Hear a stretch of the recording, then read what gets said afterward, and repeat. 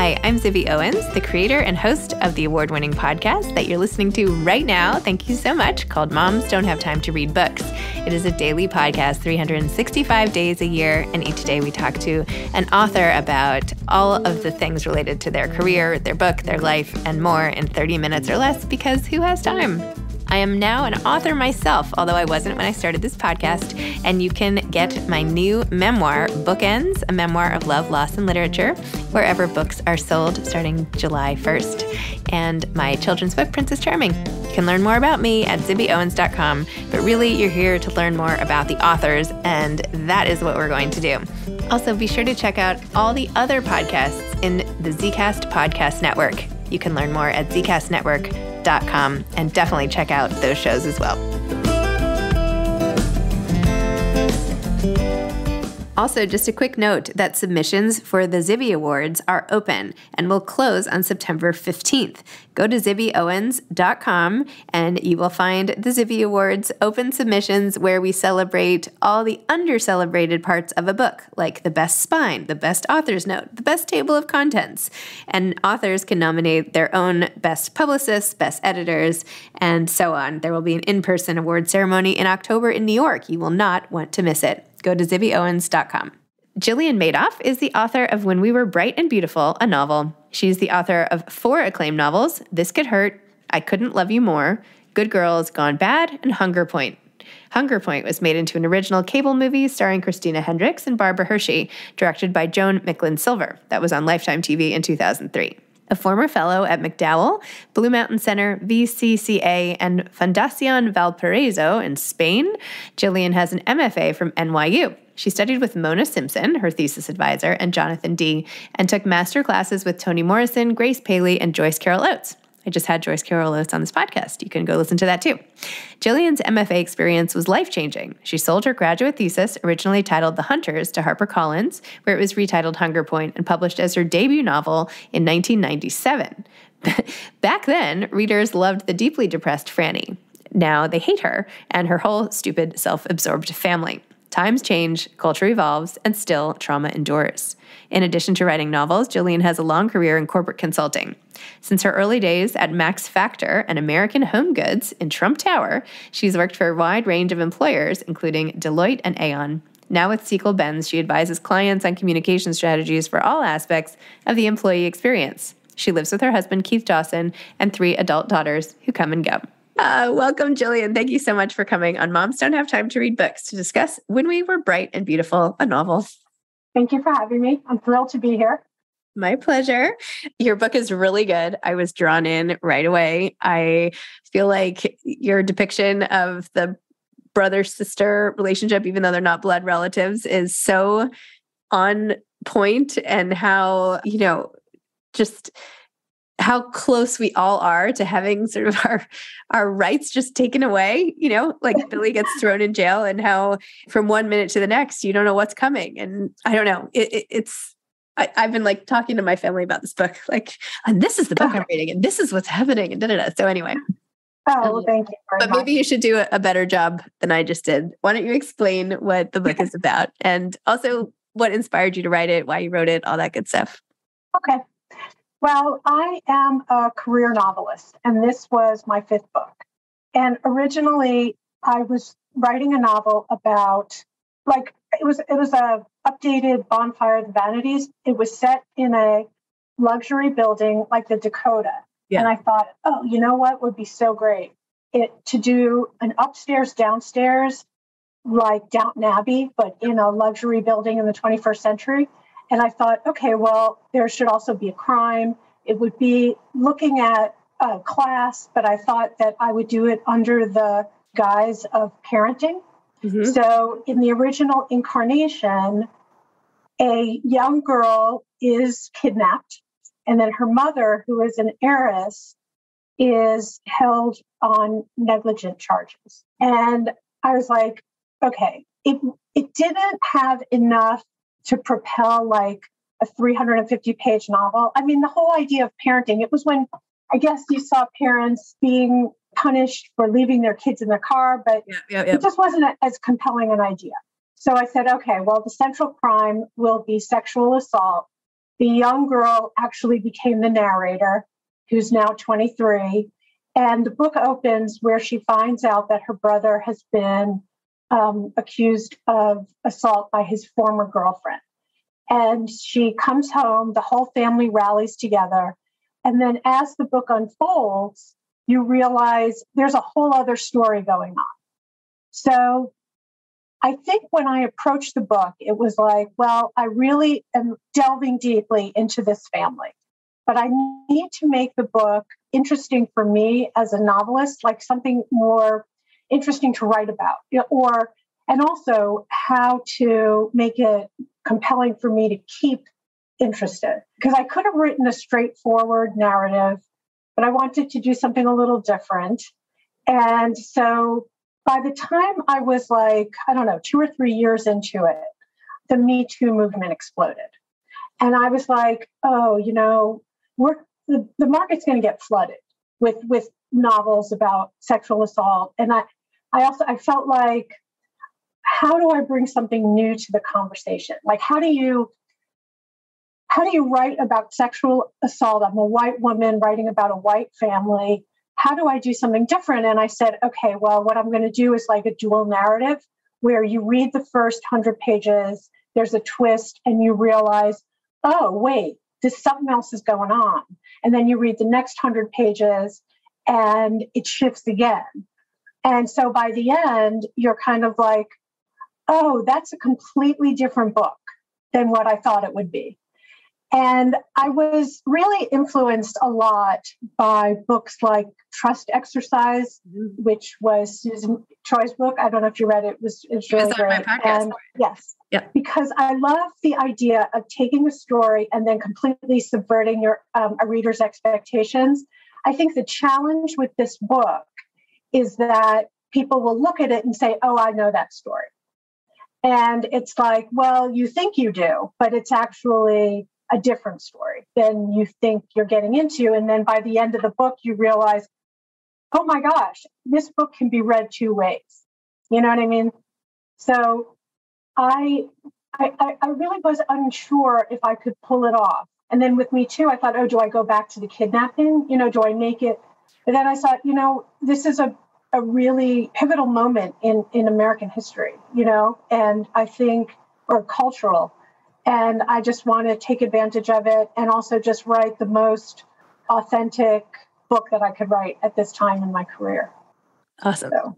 I love it. I love hearing all of that. I feel like that was like one long run-on sentence. No, it was really, it's neat to know. I especially responded to when you're like, I wasn't sure I could pull it off, because I feel it doesn't seem when you're the reader like there's any uncertainty in what's going on, right? And then here's this author on the other end, like, does this make sense? Kind of funny. Oh, all the time. I'm like, so there's a trial. And I spent literally 18 months doing everything I could to avoid writing the trial. I set the book 20 years in advance so we could refer to it, but not have to go through it. I tried to get them to settle. There was this whole thing where the trial never really happened. And then finally, my friends were like, you've got to do it. I mean, you just have to face it. What's the worst that could happen? And I'm like, well, I could look like an idiot. And they're like, well, you might look like an idiot anyway. That's not going to do it with the book. So it was really rewarding. And then at the same time, it was so enlightening. I learned a lot. But my sister is a litigator, and she helped me with a lot of the technical details. So interesting. Did the character of the doorman, was that a remnant from the upstairs downstairs? Yes.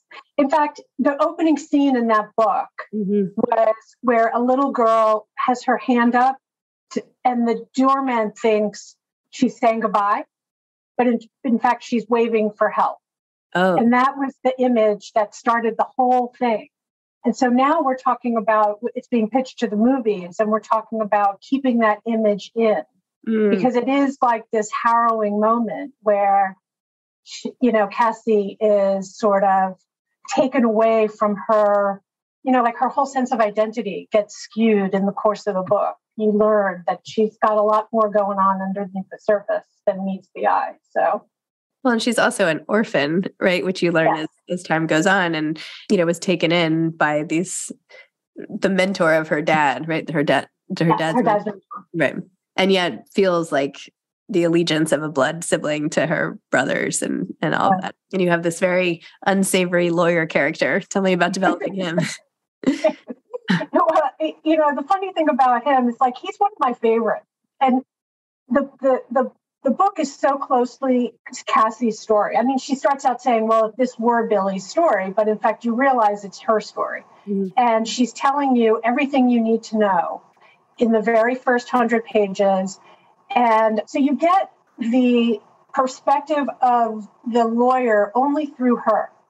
And the one thing about Cassie is that she is very sexualized, and she uses her looks and her sexuality kind of like not a weapon, but as a way of moving through the world. Mm-hmm. She's really relied on, I mean, she's smart and she knows it, but she really thinks that she's got this lawyer down and that she and he are aligned in, protecting Billy and protecting the family. And it's only when a few things happen that she realizes she's not the smartest person in the room, and in fact, might be very, very, very uninformed about a lot. And I think that is the painful part of the book, is seeing her come into knowledge and realize just how closed off and lonely she feels, It's like when she jokes with him that she's a lawyer because she'd watched all these Law and Order episodes. Right. My sister, actually, she says to me all the time, because she'll call me and she'll tell me about this case. And she's like, well, you're a lawyer. You figure it out. What do I do? So. Oh my gosh. How did you end up becoming a career novelist? I grew up always moving. My family moved a lot. And I mean, like 17 times. I went to like 7 elementary schools, 2 junior highs, and 2 high schools. Yeah. Why? So my dad was in sales. Okay. So we'd move and he'd take a different job or a different territory. And it was chaos. I mean, like real chaos growing up.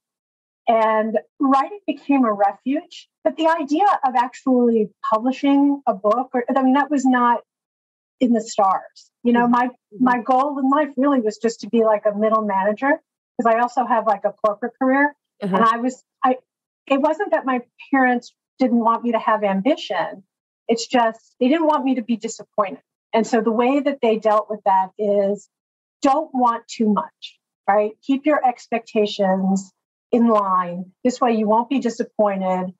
And one of the ways that I really dealt with a lot of loneliness and upheaval was to create these stories. And so I would just write these stories from the time I was like 5 or 6 years old. And they grew longer as I grew older. But again, I never really thought about that it could be something you do as a job. And even as I was growing up, they were like, "Are you going to go into journalism?" And I'm like, "No." And they're like, "Are you going to go into PR?" And I'm like, "No." Like, I want to write stories. But I knew I would have to have a job. So I got a job and I wrote at night. And then I was dating this guy. Oh, wait, what was your job? I do communications consulting. Mm-hmm. Like, I started in marketing, and now I work with big companies, helping them communicate with their employees, like everything from 401k benefits to health care and stuff like that. So I was at Deloitte and then Aon, and now I'm at Siebel. Got it. And so I went to school, I wrote at night, and then I was dating this guy, and I was about 27, and he was working for Equitable Real Estate. And he says, "Oh, they want me to open an office in Paris." And he said, "But I think I should go alone." And I said, "Well, that's okay, because I'm going to graduate school." And I had not even applied. I just said, I have to have my thing too. But I ended up applying to NYU, and I only applied to one school. And I got in, and I just think, imagine if my life had gone differently, because it was an evening program, so I could work during the day and get my MFA at night. And then my first novel was my graduate thesis. So, I mean, my whole life would have been different, I mean, whatever happened to the guy? Oh, no, he moved on, different girl, different woman. he's, just wasn't interested. So I became like I said, well, this is what I'm doing now. And I think he needs a thank you note, because if he hadn't done that, we wouldn't be here. No, not at all. Funny how life works. So tell me the story of how exciting it was selling your first book. And does it get less exciting the more books you sell or not? Oh, no. It's the first time I couldn't really believe it. I mean, it's such a strange thing to write something and then have your agent call and say, we have an offer. And I mean, partly I grew up as a reader, but I didn't know any novelists. I didn't know any creative people that actually got paid for their art. And when it comes to novels, you typically have to write the whole thing before you can sell it. So each time is its own, you never know, I mean, I was very lucky when I sold my first book, because I write novels and not haiku. I mean, it's more marketable to write a funny novel. It came at a time when books were expanding from being like just funny or sad to being kind of bittersweet. And so my first novel was called Hunger Point, and it was made into a movie. And then I had a second novel that didn't sell, a third novel sold. And then I went through a really dark time where I just couldn't sell anything. I ended up changing agents. And it wasn't until like 10 years later I sold another book. Mm. And each time has been like unbelievable to me. Like, I can't believe it, like I don't take anything for granted. It's like I've had a lot of rejection, but as a novelist, my goal is to get better, but also to take on more interesting and different kinds of projects. So like the book before this one was a corporate novel, and it had different viewpoints, and it was really hard. I mean, the architecture, the structure was really complicated. And then I said, well, I'm going to go into this next one. This is going to be really easy. And this ended up being even more complicated, because when you're writing a novel, you're dealing with like different timelines. Everything is so intricate and deeply plotted. It's like a big puzzle. So, and then, you hear things like, oh, I wish this had happened. Or readers saying, I wish that had happened. And it's kind of like to oversee or like carry through ideas from page 1 all the way through page 350, when you're dealing with time changes and different points of view. And it's really a complex undertaking. I mean, the fact, I just can't believe not only that, I just keep doing it. Like every time I'm like, okay, I'm done. I can't go through this again. And then I sit down and I sort of get involved, and it becomes this like universe that I can sort of live in. And it's so gratifying when you get it right. Wow. Yeah. Sometimes I'm like, I spend all my day talking to people who imagine worlds and they don't even know why or how it actually happens either. You know what I mean? I know. Like, there's like no science or facts behind it. It's all imagination and these alternate universes and these different ecosystems and people who seem quite real, but are they real? They just like appeared in your mind. I mean, it's really like, what am I doing? But anyway, but it's amazing. Like common threads through authors, like, is it, I mean, one thing that I speak to a lot of authors too, just in passing, and there seems to be the same consensus that starting is hard and finding time to sit down and do it is hard. For me, it's not hard to find the time. It's to motivate myself, like I'm very insecure, and like I'll approach something like, oh, I can't do that. I can't pull that off. There's no way. And then once I sit down and get into it, it's like a weight lifts. Mm-hmm. You know what I mean? And I just sort of start getting deeper and deeper into it. But it's just that first couple of steps into the pool that are really hard, I totally understand. And I also feel that way about the pool. Yeah. I'm like, I know it'll be such a luxury to just be in a pool, like swimming around, but I can't even say this. It's like ridiculous. No, but I understand. It's like just to get it. It's like, everything about the whole run up is very hard. Yeah. And even after 5 books or even 7 books, or because I had a couple that didn't sell, I still I always start from a place of, oh, there's no way I could pull that off. There's no way. And I compare it to some male authors that I know. And I've heard that, once I have an idea, I know it's going to work.